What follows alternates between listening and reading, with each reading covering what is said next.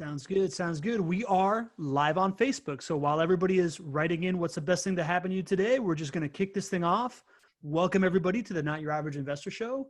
As many of you know, I'm your host, Pablo Gonzalez, with my amazing co-host, Gregg Cohen. Say hello, Gregg. Hello, everybody. And this is Thursday. This is the Thursday show that is audience participation to the max, right? On Tuesdays, we normally have an interview and we give priority to the interviewee and we get in a bunch of Q&A, but today is all about you. And we are really, really happy to have our usual crowd here and also some new names here that I think may be joining us for the first time. And for those of you joining us for the first time, like I said, we encourage audience participation. The best thing to do is chat amongst yourselves and with us in the chat box, where I recommend that you hit that little blue button that says all panelists, drop it down and put all panelists and attendees so that everybody can communicate with each other. Thank you, Lee, that my microphone is a much better position today. I've been working on my lighting setup.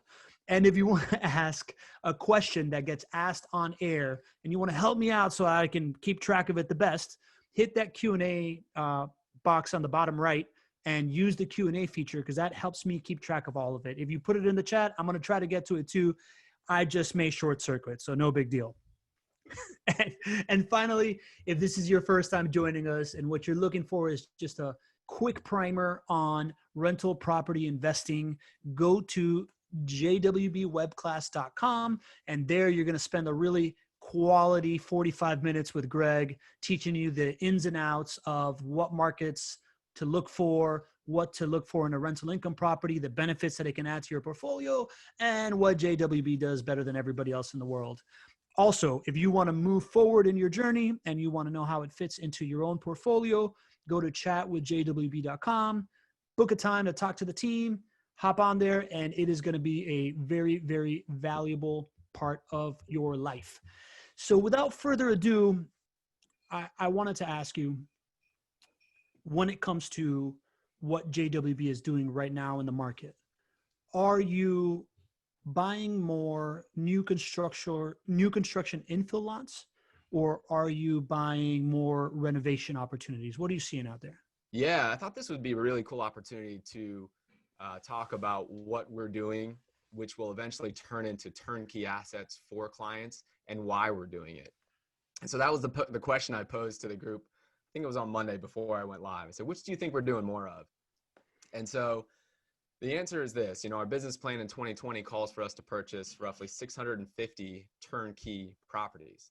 Now, out of those 650, 470 are lots that will become new construction homes, right? That's about 72% of our purchases. Now, that's a large majority. It's very different than what it was 5 years ago, right? Or even 10 years ago, or even 1 year ago, 2 years ago, 3 years ago, right? The percentage has continued to increase as far as lot purchases. And I want to talk about why, right? So if you look at my own rental property portfolio, you'll see a large number of renovations, right? I do have new construction, of course, as well, but it's predominantly renos, right? And that's what we've done. And that's why I can be here talking about surviving the Great Recession and, how well they have done as far as consistency, and then how their values have continued to go up and up and up. So we love renovations as well as new construction properties. So why are we buying 72% of our purchases are new construction? Well, it's what the market is bearing, right? So right now you're in a place where prices are being influenced. They're going up mainly because of low supply. Right? So when you have a low supply out there, it's causing our months of inventory to be low, which is causing prices to go up, right? Even though we're dealing with coronavirus. And that's talking about existing inventory. So that's the supply side. At the same time, you've got everybody out there who wants to be a real estate investor right now. It is a very in vogue thing. And I felt it when it was in vogue in 2006 when I started. I felt it when it was out of vogue in 2008 and 2009, right? And right now it's very in vogue. And then at the same time, you've got historically low interest rates. So on the demand side, you've got a whole bunch more demand. And then everybody watches an HGTV show and thinks they can renovate a house, right? So you've got low supply, high demand. spurred by low interest rates. And on existing inventory, that is creating an inventory crunch.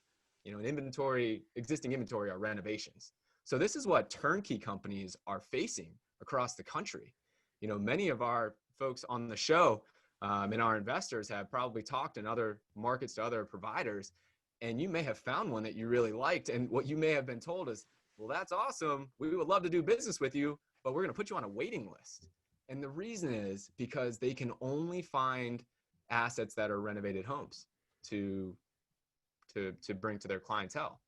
And it's a terrible situation for a client to be on a waiting list, but imagine how terrible of a situation it is for a turnkey company, right? Pablo, if you're a company and you have somebody who comes to you and says, I want to do business with you, here's a check, and you can't source the inventory or you can't source the product or the service, I mean, how does that make you feel as a business owner? I would have a hard time as a business owner saying that to a client. We all would, man. That would be terrible. So that's what turnkey companies are facing. They have not gone into building new construction. And it's not easy to do that overnight. Like if you didn't see this coming, it takes years and years and years to be able to do this, to have the relationships, to have the management, to have the capital to do it. I mean, you just can't do it overnight. Now they're starting to say, well, let's jump into new construction and build to rent, but they can't get there fast enough. So they have these real inventory crunches. JWB, on the other hand, I'll give a lot of credit to my business partner, Alex. He was the real visionary on this. In 2011, we started to explore build to rent because we found lots. We knew what it would cost to get a new construction home built. And we found out that we were going to be into that property for roughly the same cost as what it would cost to be in a renovated home. And we said, light bulb here, wow, this could be a great thing for our clients and residents. And then we took it one step farther and we said, all right, in 2011, right, there was a lot of inventory, right? But we knew that over time prices would go up and over time inventory would shrink. And we knew that there was going to be a need for new construction inventory in order to serve our clients. And so that's why now we continue to purchase such a large amount of lots. And the really cool thing for clients is that these lots that we're purchasing today, that doesn't even go to serve our clients who are buying from us today, right? We have been buying 650, 700 lots a year for the last few years. And we sell somewhere around 400 homes a year.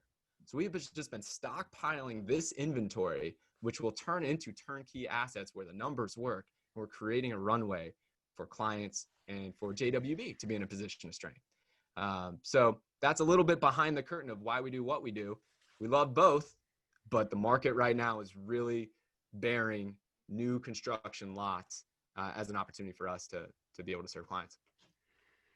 It's a great peek back in the curtain, and it really reminds me of the general awe I have of the JWB operational prowess. The idea that you guys are completely mapped out cash flow wise for a year. You're completely mapped out inventory wise for 3 years.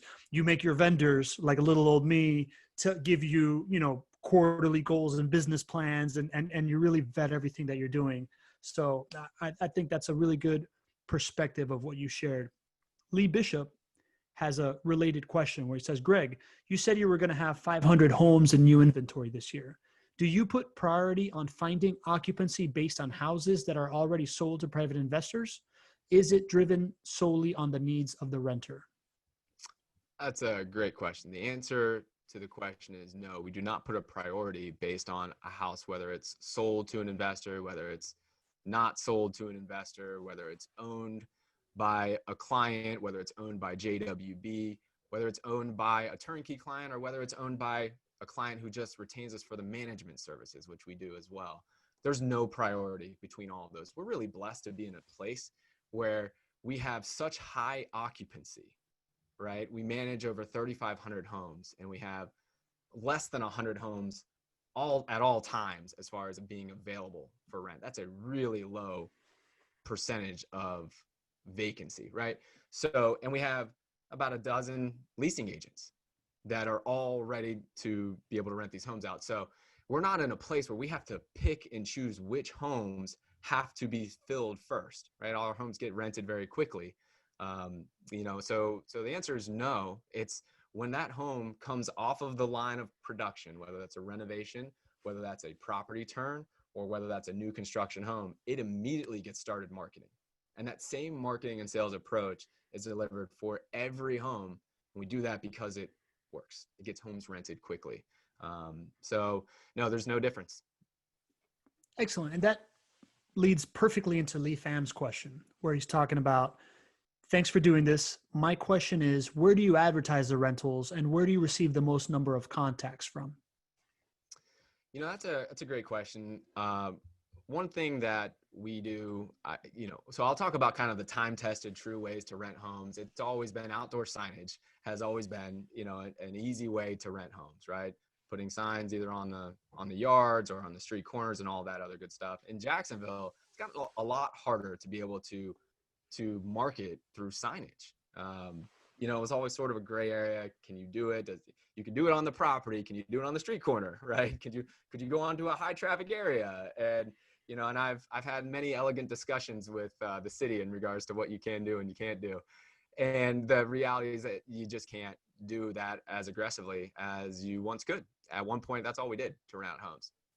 Probably maybe 3 years ago, 4 years ago, we really started to invest heavily in our online marketing channels.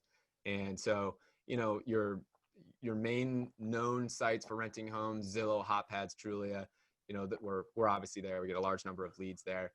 One thing to know, many investors may not be aware of, is now that Zillow and the Zillow network charges you to rent your home, which was not the case years ago. And so I don't know if it's in every market in the country, but it's definitely in Florida where they charge you to be able to do that.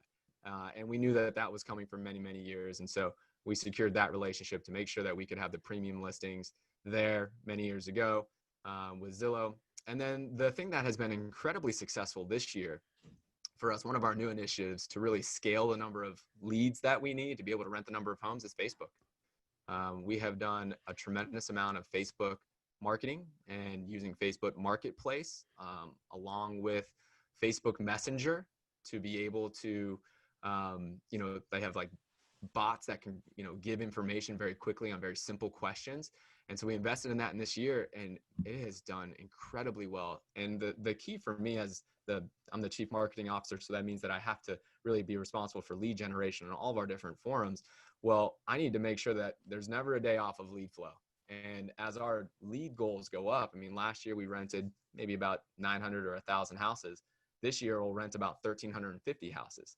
So to me, I have to keep on the cutting edge of scalable renting sources, scalable lead sources for renters. And so I can't do much more with Zillow, HotPads, and Trulia. I can't do much more with outdoor signage. I can invest in platforms like Facebook, other social media platforms, other ways to be able to drive those leads. And that's been a real success for us this year. That is a tried and true best practice of marketing. What you're describing as, I'm a marketer, is the idea that instead of going to a marketplace that brings you the lead flow and letting them own the customer, similar to a shop owner on Amazon, you own your own customer. You get your own leads, and that provides resilience, right? Mm-hmm. Like you now have your own list of people, and it's no secret here in town that the JWB product as a rental is an elevated level of product. So that brand and everything that you've built over time, because you've owned your customer and because you haven't just relied on somebody else's lead flow, is a self-feeding machine. Just a little marketing 101 there. Yeah. Man, I'll tell you, I don't often get into our neighborhoods as much as I should now. As a CMO, right, you don't have to actually go out in the field as much. And I went out in the field. I started to do this for our walk and talks on Fridays, specifically when we're talking about properties that are available for sale. There's some teaching lesson behind it. And I started to drive through our neighborhood, and it was the house on Dandy a couple of weeks ago. I hadn't driven through this neighborhood, I don't know, in maybe a couple of years. And it was incredible, the amount of homes that had JWB, either the sign in the yard that said, hey, this is available for rent, or what we started to do to really increase our brand is we started, for every home that we build or that we renovate, the last thing we do is we put a JWB property management sticker logo on the mailbox. And so I'm seeing a ton of JWB logo mailboxes as I'm driving through this neighborhood. And, get back to your point, right? We now have developed kind of a standard for our product But when you see this name and we're so compact in these neighborhoods, it's like the first place that people think to go to rent. So that has certainly helped us to be able to reach the scale that we need. Brilliant. Brilliant. So like a true pro Tony Romo color commentator, you just set us up for the next subject that I was going to bring up if there were no user generated questions, which is let's take a look at one of these properties, right? Yeah, Like let's do it. this is the one that you highlighted on Friday. When I see this as a amateur real estate looker at her, I immediately just think Technical term. I want to live in this house. Right? Like, this is gorgeous. I know. Talk me through this deal, Greg. You know, it's funny. So as I was thinking about highlighting this property, what you just said there, I'm like, oh no, I can't show this one. Because what that does is sometimes it distracts from the real way to make a decision on rental properties, which is based on the numbers, right? And Yeah. you know, so that might, you know, distract or encourage the wrong activity. But this house looks beautiful. I mean, you can't deny it. So I would just encourage you to look at the numbers first. There's going to be. Do we want to go to the numbers? Well, let's start here first. Okay, cool. There's enough really good numbers here that we'll start here. But yeah, I mean, there's going to be a number of homes that you're going to look at and say, nah, I can't imagine myself living in that one. And you know what? That's the point, right? You are serving a home at a price point that might not necessarily be where you want to live, right? Probably if you're a JWB client, you live outside of Florida, you live in California, New York. So you're not renting to yourself. It's got to be okay that the numbers look good and you know that you're providing a great housing opportunity, better than the housing opportunities that they have in that neighborhood for that price. And that is a huge win. But if you go in with the mindset that I need to be able to live in this home as well, you are going to fail somewhere. You're going to fail. You're not going to have positive cash flow. You're not going to, you know, or it might not be a house that you want to live in. You got to be willing to give on your personal choices of where you may want to live. So with that, let's talk about what numbers are important. So I don't know. Can you put like one of those little, yeah, there you go. Can we put the cursor on the, see that 9.24%? There we go, down there. All right, so this is where I want folks to look first, okay? So when we're quoting our rates of return, which generally between 7 to 9% return on investment, I'm quoting this based on the assumption that you're going to be getting conventional financing for the property. And so if you look slightly above that, you see 1.78% and 5.85%. Those are different methods of purchasing the same property, right? A 1.78% return includes non-recourse financing. And when you hear non-recourse financing, to you, that should mean that you're buying properties in your retirement account. There's a special type of financing. It's a completely different conversation as to why that makes sense at 1.78% versus 9.24%. But that's a different way to do it. And then the one above that, that 5.8% return, that's if you're buying with all cash. Okay, you're not getting conventional financing. But to make it all consistent and apples to apples across different deals and whatnot, we always assume that clients are getting conventional financing because the majority of our clients do get conventional financing. Okay. Do we want to go into the other picture? You know, there's so many numbers on the other picture. I'm going to hold you back just one more minute here, because if we go there, I have a feeling that there's so many numbers that people are going to get a little woozy-eyed. I don't know, technical term for woozy-eyed. I don't know. Like looker at her. Yeah, looker at her. That was really good. I like that title. Put that on your business card. So for this one, 9.24% estimated return on investment. Pablo, what profit center does that not include? That does not include appreciation. Nailed it. Okay. And that estimated total monthly cash flow, that is the cash flow that we expect to deliver to you on a normal month, right? A normal month means that the house is rented, and a normal month means we're not going to include maintenance and vacancy specifically on that cash flow number. And we're also not going to include tax savings and principal pay down on that cash flow number. This $276 a month that you see here is meant to be reflective of what you will see almost every single month in your bank account. That's what's actually going to hit your bank account in a normal month. That 9.24% does include maintenance costs, does include vacancy costs, does include property management fees, including full tenant placement fees, does include tax savings and principal pay down as well. So a little bit of little bit of detail on that. I get that question quite often. All right. But overall, what you see here is a $199,000 purchase price, 4 beds, 2.5 baths. And then if you can go on the left there, you see where it says estimated rent range, Pablo, and just kind of put your cursor there, that $1,499 to $1,549. How do you think we build that estimated rent range? I would say comparables in the area and whatever you're going to keep increasing in the first 3 years because you do 3-year leases. Yeah, it's pretty good. See, the questions I'm asking you now, you're not prepared for. These are some of the new ones that I'm really trying to stump you on.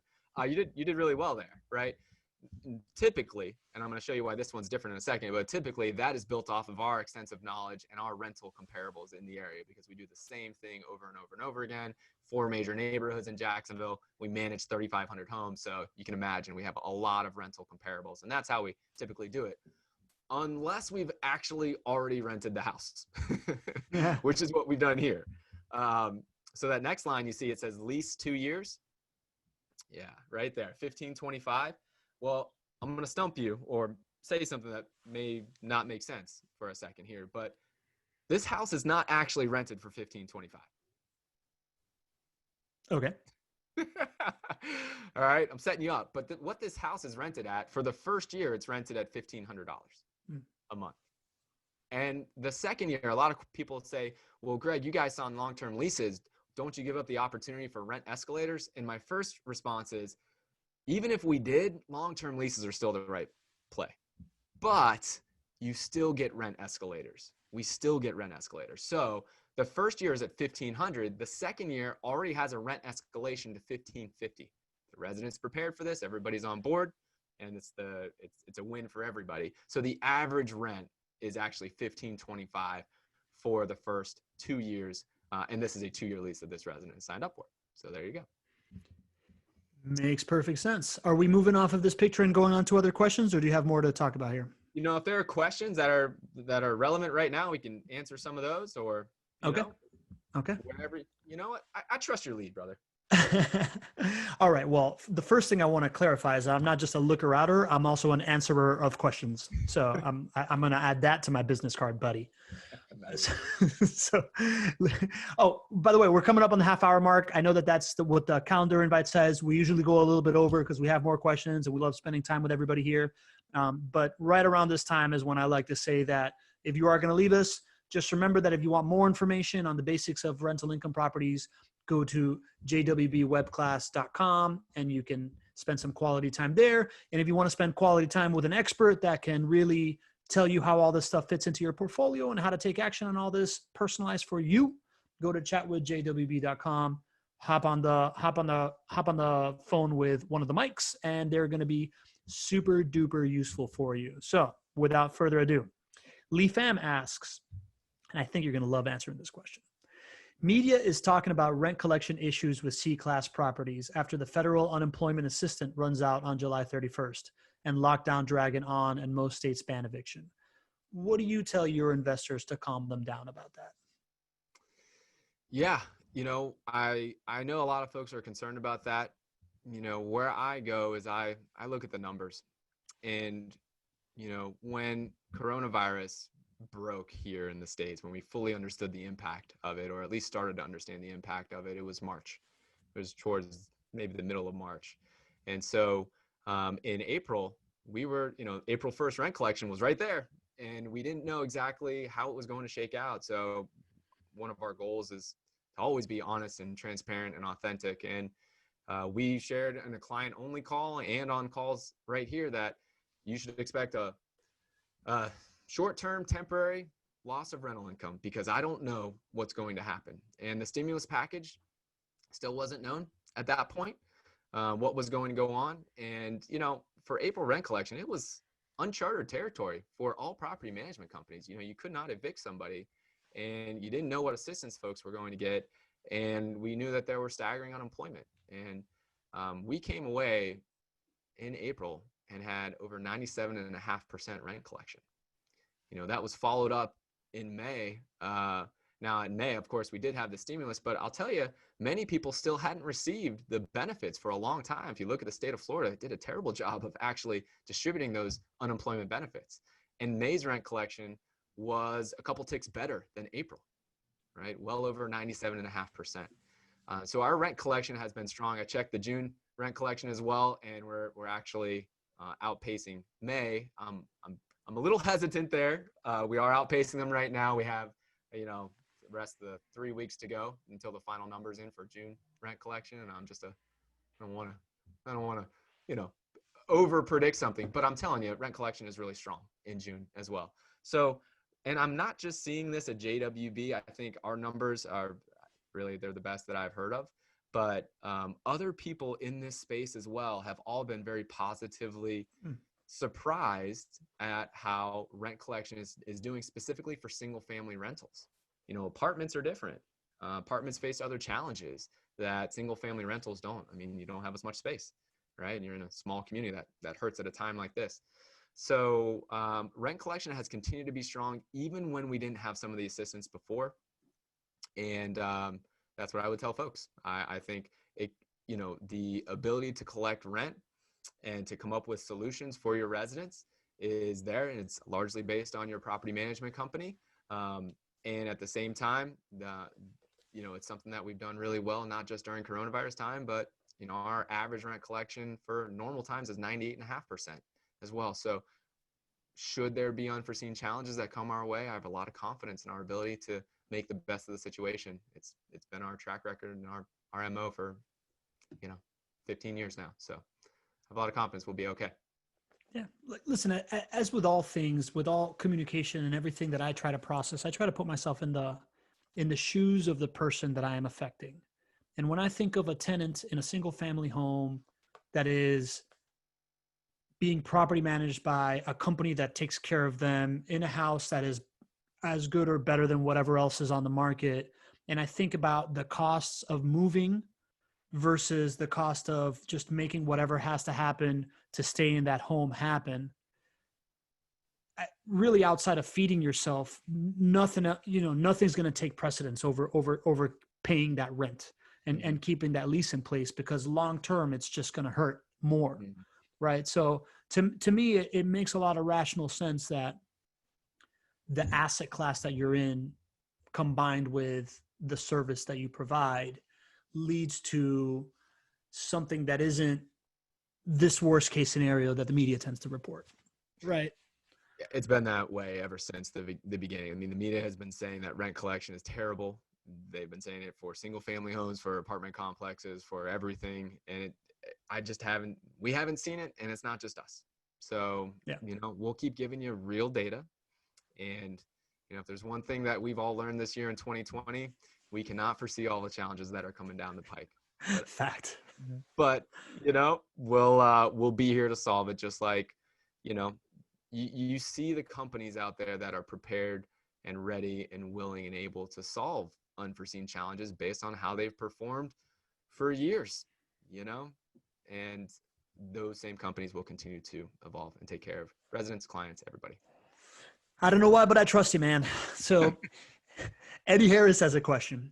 Can you talk a bit about the non-recourse loan amounts? Thank you. Absolutely. Non-recourse lending, just as a kind of a broad stroke, is lending that a very niche lender, so not your big banks out there, they do not do this type of lending. A very niche lender will make a loan to your retirement account, right? If you go to a big bank, you go to Bank of America and you walk in and you say, hey, I've got a retirement account, I've got my IRA and I want to buy a piece of property. Can you give me a loan? They might try to throw you in jail. Like they think that it's like not possible, borderline illegal or whatever. They just don't understand it, right? You're going to get thrown out of Bank of America, right? But of course, it is possible to buy properties in your retirement account. It's also possible to get lending. It just has to be non-recourse lending. All right. So recourse lending means, Pablo, if you go and you get a loan on a house that you're buying, right? It's a house that you're living in. You didn't buy it in your retirement account. You got what we call conventional lending. You get the loan. It's in place. What happens if you don't make your payments?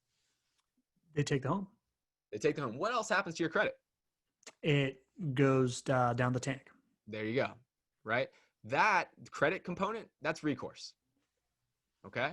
So a non-recourse lender looks at this and they say, what's the value of the asset? How can I make this work? It's a very small percentage of lenders out there. And they say, all right, I know that I can't go and attack this investor's credit if they don't pay. I know I can still get the asset back. I can still take the house back, but I can't go after them. So in essence, Pablo, if you bought a house with your IRA and you got a non-recourse loan and you didn't make the payments, they would take the house back. But Pablo, the individual, would have no problems on his credit. Interesting. So that's a non-recourse loan. It's a lender who's taking an additional risk because they don't have that recourse against you, because your IRA is not you. Your IRA is not a person. Your IRA doesn't have a credit score. So they can't go and attack an IRA's credit score. It's not possible. Can they take the IRA? They cannot take the IRA. Okay. They can take the property back. Got it. So, Eddie's asking for me to pull up the property here so that you can talk about the loan and the numbers. I actually had that queued up for you, Eddie. So boom, immediately. Yeah, that's great. And Eddie, thanks for the question. I feel like we don't talk about non-recourse financing enough.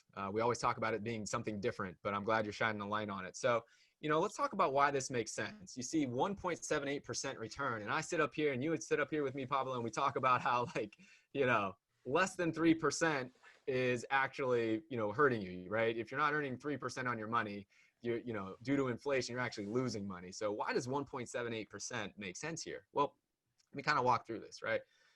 As an investor, you got to think about this investing in your retirement account. All right. If you're investing in your retirement account, generally what that means is cash returns today are not as meaningful as if you were investing outside of your retirement account. Because if it's in your retirement account today, this positive cash flow is not going to do a whole lot for you. You can't take it out without penalty, right? It's there. You want it, right? But it is one part of the profit centers, right? And it's less impactful than cash flow outside of your retirement account, because cash flow outside of your retirement account, you can use to pay your cell phone bill or, to pay down your mortgages or anything like that. So here we're talking about buying inside your retirement account. 1.78% to me, when I see that, I want to see that number just be positive. Okay. I'm looking at how can I maximize my return on investment within my retirement account and maximize the number of assets in my retirement account and still make it cash flow positive. And for those who may have found a non-recourse lender, typically the rates there are tough.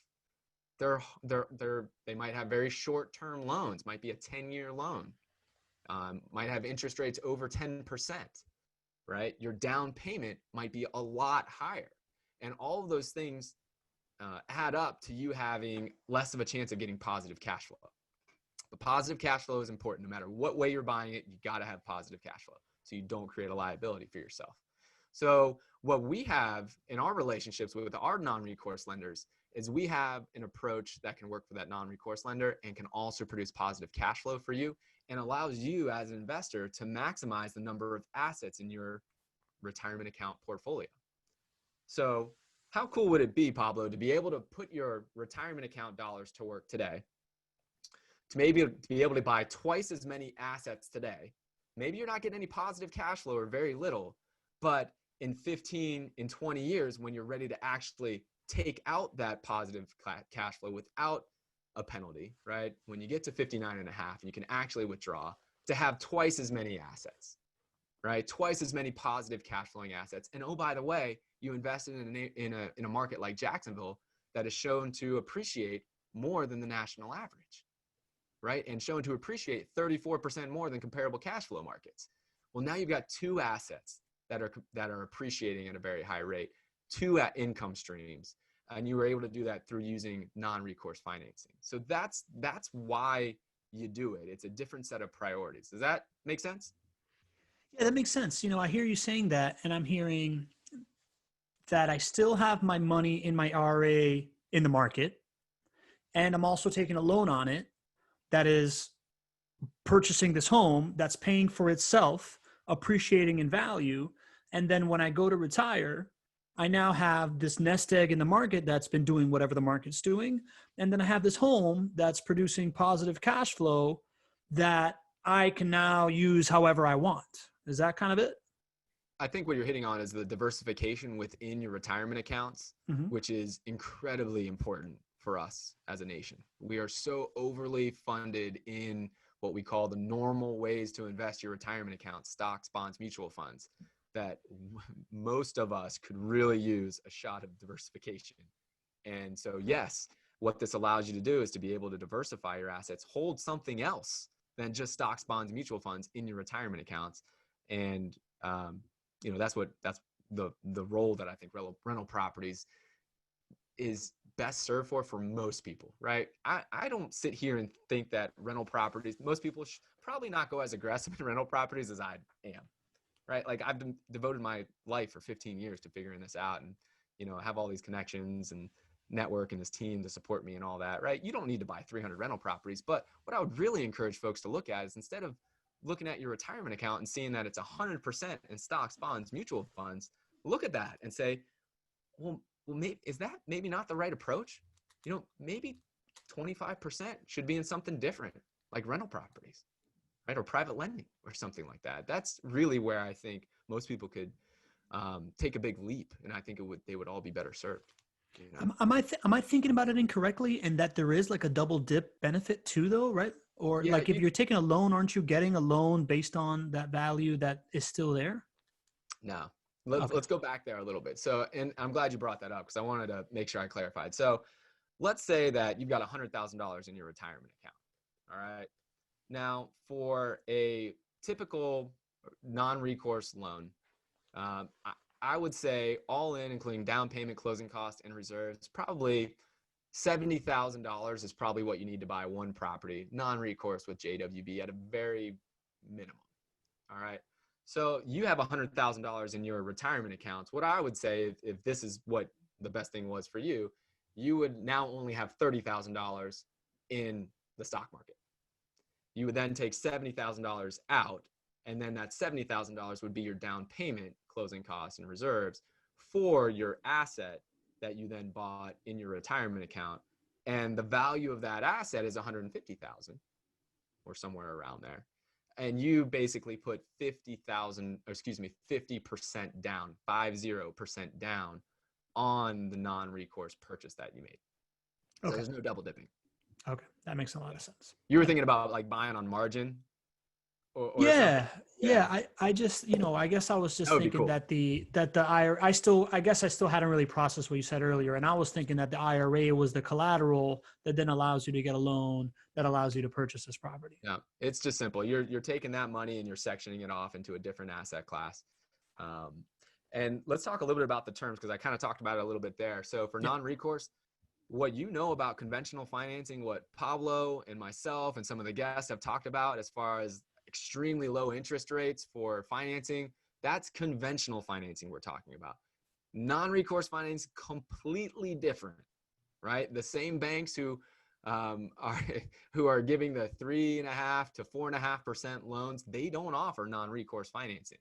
And non-recourse financing is not backed up by Fannie Mae and Freddie Mac and all these government-sponsored entities. So it's a completely different ballgame.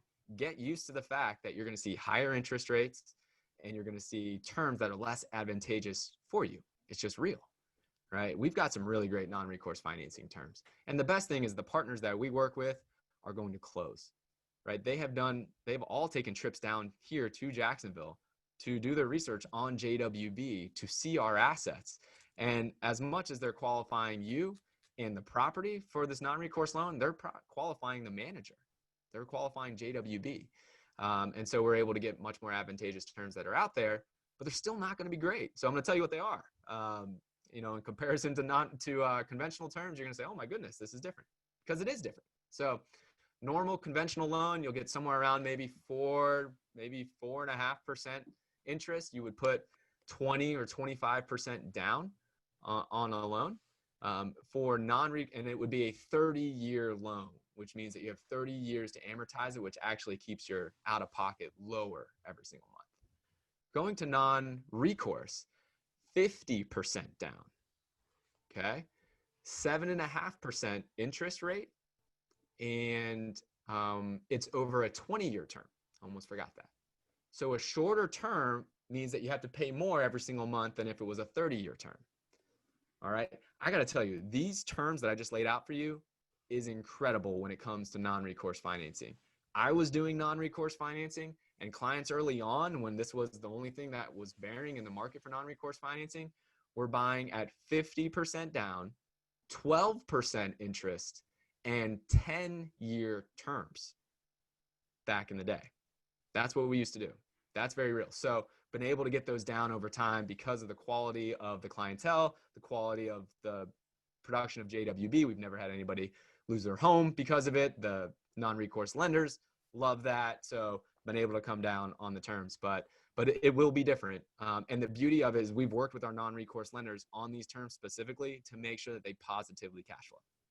That's where it all comes back to. Excellent. Mike Foster has a follow-up question regarding non-recourse loans in an IRA. Can you discuss the typical impact of UBIT year to year and also upon the sale of the property? So UBIT, unrealized business interest tax, I think is what it is. UBIT. It's something that as real estate investors, we all hear UBIT and we're like, oh no, it's like a double whammy. We're like, oh no, I don't know what that means. It's tax related. And then, oh no, it's another tax that, you know, some investors might not be prepared for. What UBIT is basically in a retirement account, and even I believe in nonprofits as well, this applies to, but don't quote me on that. But really it's about if you take debt on an asset that's held in a retirement account, UBIT comes into play. This additional tax comes into play because you're using dollars that are not from your retirement account. So you're not using qualified dollars or retirement account dollars to increase your assets in your retirement account. So they tax you for that. So this is applicable if you buy properties in an IRA. And now as far as how is UBIT, how does it actually get assigned? You know, I'm going to hold back there because it's confusing. And you really got to talk to your CPA about it. And it is complex. But it is a real thing. If you're buying in your retirement accounts, your IRA, then you should at least be asking this question. Now, there is a cool way to not have to pay UBIT if you are getting financing in your retirement accounts. Any chance you might have picked this one up over the conversations, Pablo? Yeah, this will be tough. This will be tough. Pass. I pass. So I see Lee said a 1033. That's right. He thinks a 1031. I'm actually not talking about that. Nope. Not talking about that. Right. 401k is what Mike is saying, and he's on the right track. It's actually a solo 401k. If you invest, and that's a type of retirement account, works really well for real estate investors.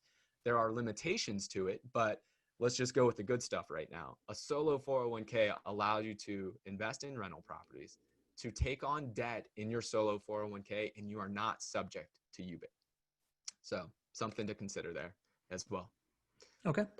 And Sean has another one. Is there a seasoning requirement on your non-recourse loans? And if so, how long? It's a great question. So seasoning comes into play a lot of times for financing. Sounds like Sean's more of an advanced or savvy or educated investor there. The short answer is no. There is no seasoning requirements for non-recourse loans with our non-recourse lenders. And if we take it one step farther, in conventional financings, one of the reasons why we require that clients use a lender in our network, either for non-recourse or conventional financing, is because of seasoning requirements. So seasoning requirements means how long did the previous seller own the property before you, as the new investor, buy it? And many banks have rules that sometimes even people in the bank don't know, that say the previous seller had to own it for a year or for 2 years. And for a company like JWB, who's in the business of turning assets quickly, right? We buy the lot, we build it, we sell it quickly. The seasoning requirements would be a terrible thing. So we have to work with lenders specifically who do not have seasoning requirements, who can continue to obviously get the best loan products. So you don't have those types of challenges when you work with JWB, but I would highly encourage you to ask that question before you're buying properties, maybe from another organization or even buying on your own, because you could run into seasoning challenges, both on the non-recourse side and on the conventional side. Glad you explained that because it sounds like not a good thing for real estate, but I was thinking that it sounds delicious for eating, right?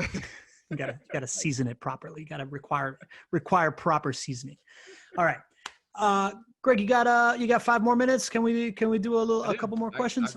I got a hard stop at 1:30. That's the only thing.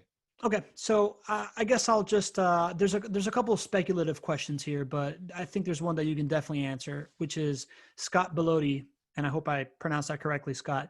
Has JWB made any changes to tenant screening since COVID? It's a great question. I believe Scott's a new client of ours, so congratulations, Scott. Welcome to the family. We appreciate you. Have we made any changes to tenant requirements? No, we haven't. We feel like our tenant requirements are one of the reasons it sets the table for us to have success, like 97.5% rent collection during COVID times, right? And this is not a reactionary type of decision that we would make due to a moment in time. So I think it would be very hard pressed for us to make changes to go and be more lenient with our tenant screening requirements. We're very confident in them. So the answer is no, and I don't see that changing in that direction. If anything, it will continue to get tougher and tougher. Okay, great. Another quick hitter here. And I don't know if you know how to answer this, but Lee Pham asks, how do you track population growth for Jacksonville? Well, the census is coming out, which is going to be a great thing for us to track. There's actually a lot of reporting on it more than every 10 years. The census is just the most accurate reporting, but there's a lot of other reporting. And I'm going to reference something off the top of my head. I believe last year, and I did a video on this, but I believe in 2019, the data came out that Jacksonville was the 6th fastest growing MSA in the country. I believe it was 1 or 2% population growth. So there's a lot of data out there to support it. If you do some Google searches on the fastest growing populations in the U.S., you'll see some really great stats. There's a lot of different reporting sources that go there even before the census comes out. And I know Jacksonville's population is over 1.5 million now, which is incredible. I know when I was first here, it was under 1 million, and getting to that million mark was huge. And for us to go from 1 million to 1.5 in a small number of years has been incredible. So Jacksonville absolutely is one of the fastest growing cities in the country. Yeah, I remember when I was living in Miami 2 years ago, all the good press that was coming out about Jacksonville, and thinking, God, I need to get me some of that. Which, by the way, I'm one data point of why it's the fastest growing city, right? But you're worth so much more than one. You're worth at least like 3 people. Well, if you include my wife, it should be like 10 people because she's really valuable. So Medj Garcia has a question. Can JWB refer us to some non-recourse lenders? Absolutely, Medj, and another client of ours. What I would encourage you to do, Medj, is to reach out to your portfolio manager, and we'll get that answer right to you, and it'll be a very seamless process. Excellent. Greg, that's it for questions today, my friend. I want to thank everybody for being on with us, right? We had 25 people with us throughout this whole time. We had a little bit more before. I especially want to just sincerely thank the support that poured in when we were at the beginning of this call, and from people like Vinay, from Lee, from Kath, from Everett. I don't know if I'm missing other people in here, but there was a great outpouring of support. I know that for me, it's not as personal, but I saw the heavy weight that you were carrying, and I see your energy coming up immediately, man. And it's great to see, and it's great to know that we built this community that supports us and are great customers, and that you serve so well. And again, if you have more questions on where to go here, if you need more information, you go to jwbwebclass.com. If you want to talk to a portfolio manager or somebody the sales team that can help you grow your investment property portfolio and guide you the right way, go to chatwithjwb.com. Next week, we are focusing on Doug Orr, who I like to call an all-American hero. He was working at a factory 5 years ago, a Honda factory 5 years ago, decided to get serious about his real estate investing, and has, been able to quit that job. He's a full-time real estate investor. He's a realtor. He's building his own little empire. And we love having stories like that. And we're going to profile more stories like that as a source for inspiration and information for everybody that's out there. And without further ado, Greg, I'd like to open up the floor for you to close these calls out, my friend. you know, we've had so many moments on these shows that have really kind of touched me emotionally.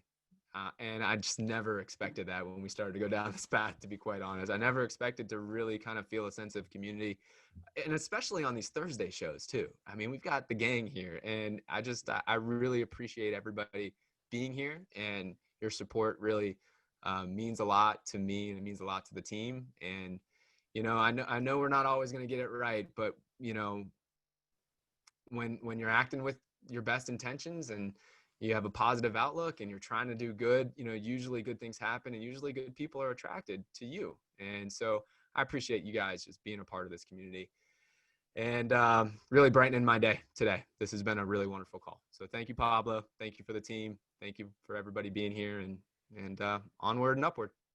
All right. See you all on Tuesday. Take care.